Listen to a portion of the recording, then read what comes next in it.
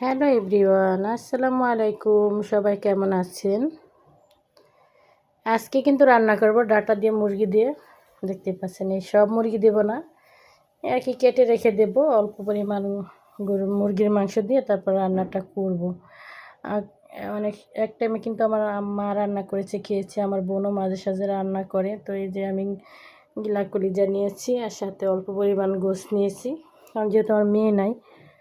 আর মেয়ে থাকলেও এইসব খেত না ও আর কি। দেখছেন কীভাবে রান্নাটা করি।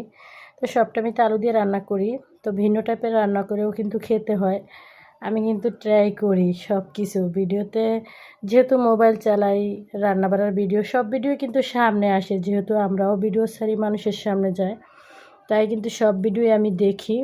অনেক আপুরা কিন্তু অনেক রেসিপি আমি ফলো করে রান্না ট্রাই করি। যাই হোক, রান্নার শেষ নাই, খাওয়ার শেষ নাই। তো ডাটাটা কিন্তু সিদ্ধ করে নিয়েছি, আর খেতে খুবই ভালো লেগেছে।